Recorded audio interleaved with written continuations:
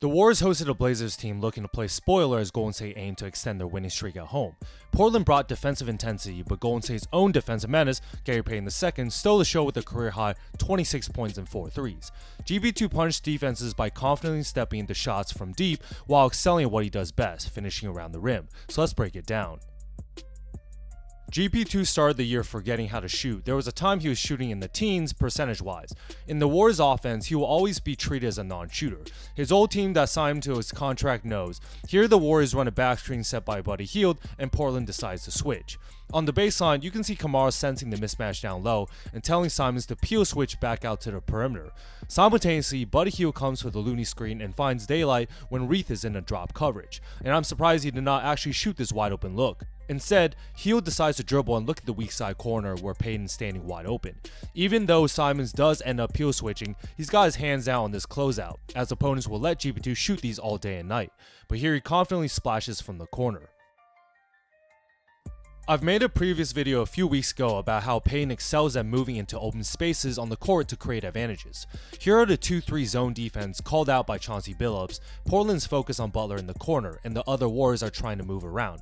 They end up doubling Jimmy and he swings it to Buddy, forcing the Blazers into rotations. Simons comes up to get the next swing pass, and the way to beat the zone defense is to always get the ball into the middle of the court.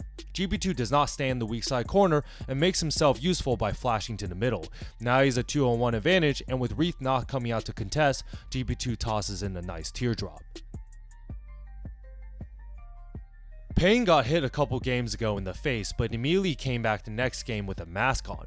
I respect that so much you might need to put him in the same tier as Mask LeBron and Kyrie. Let's see how he counters the Blazers' aggressive coverage. Jimmy and Looney run a pick and roll, and with Simons fighting over the pick and clinging in the drop coverage, Butler stays patient and waits for Simon to come back before sliding a bounce pass to Looney. On the weak side, Henderson's sticking to the body of Buddy Hield, but Kamara rotates over early as the weak side low man to help off a non-shooter in GB2.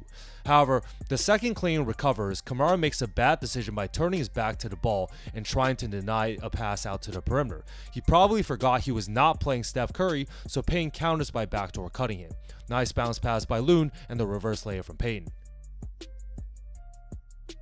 When GB2 starts making shots like these, he's going to be a problem. Handoff screen by Post for Buddy, who both has solid games, and Portland switches with Simons. Buddy picks up the ball unfortunately, and the Blazers blow this action up, but with Clingan having one foot in the paint trying to play his natural role as a shot blocker, Hield just swings it to the corner one pass away. Portland continues to play him as a non-shooter, but if Payton can catch and shoot like this with no hesitation, this will be an absolute game changer for the Warriors offense. Talk about a potential 3-and-D monster. I don't have much of a breakdown here, but for the biggest little man on the court, Payton has the ability to catch up quickly after getting beat on the sideline and predict and time his right hand right on the money for a perfect chase down block to prevent the easy bucket. Absolute defensive pest who makes winning plays. Many times in the beginning of the season, Payton would get grenade passes and launch threes at the very last seconds of the shot clock when the Warriors could not find a good look. However, recently, he's been actually knocking these grenades down. With Butler getting a mismatch in the post, GB2 runs a ghost screen and Kamara's right on the body of Steph Curry. Defenses also frequently have their big man and often centers guard GB2 since he is generally a non-factor on the perimeter. Like this possession, Clingan completely ignores Payton and is focused on helping scoot out with Jimmy Butler, so GB2 counters by popping out to the top of the arc. With the shot clock winding down, Clingan has 18 feet to close out and GB2 sinks this grenade. I swear, if Payton ever finds a consistent jump shot, that guy's easily making $15 million a year. He has a weird 2-motion left-hand jump shot he just never grew up shooting, considering his father was also a defensive pest and a non-shooter in the 90s. With Butler in the left corner, you can see Kamara and the other two Blazers with both feet in the paint.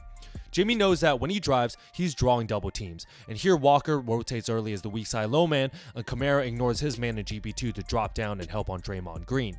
Payton makes the fundamental play with his teammates driving baseline by dropping down to the weak side corner to get that kickout pass. Portland will live with these type of shots, and you know it's his day when he gets this shooter's role.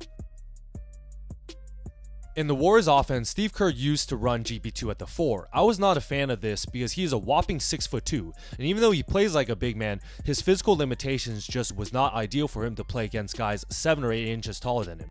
With the addition of Jimmy Butler and with Post and Santos making a name for themselves, Payton runs more as a 3.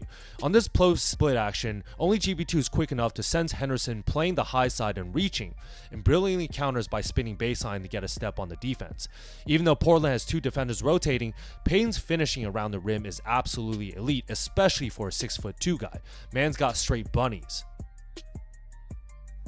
Another thing I love about Payton is he makes split-second decisions. The fact he never holds the ball too long and often makes the right reads is crucial to the success of the Warriors' motion offense.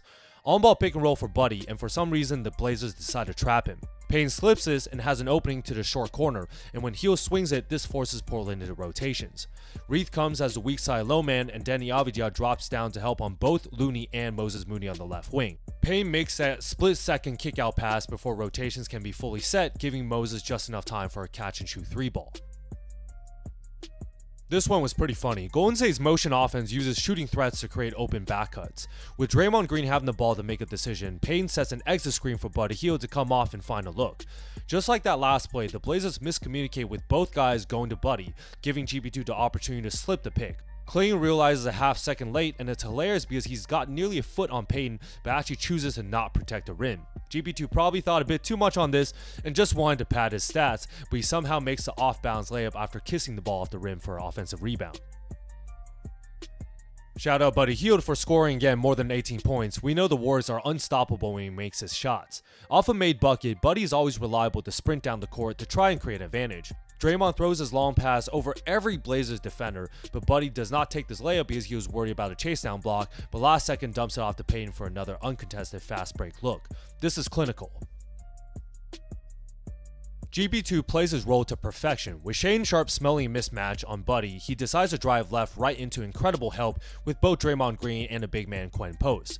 Dre is able to reach and strip the ball, creating a 3-on-3 fast break. Again, credit Buddy Hield for passing it to a better decision maker in Green, who is running in the middle of the court. This forces Simons to pick up the ball and gives GB2 a perfect lay on the right side to cut to the rim and get this alley-oop jam. This is how you run a fast break.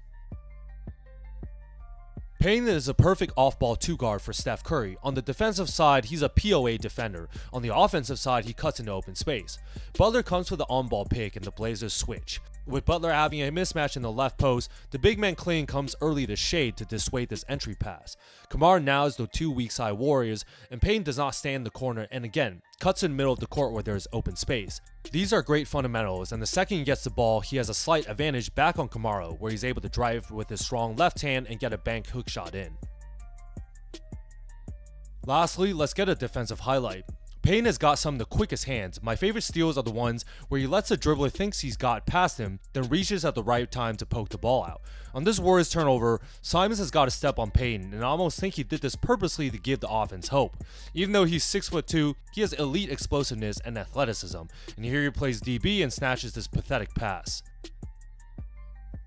There you guys have it. The Warriors continue the winning streak by beating teams they have to beat, and that's what great teams do, taking care of business. The masked glove, Gary Payton II, scored a career-high 26 points with 4 threes, those threes all coming in the first half. GP2 was incredible as always on defense, but it was his offensive execution that stood out. Confidently knocking down wide-open catch-and-shoot threes, cutting into open space, and finishing around the rim for high-percentage looks. The Warriors are now 12-1 when Jimmy Butler plays. Now on to a California battle against the Kings, so if you guys like this breakdown, like and subscribe to see more.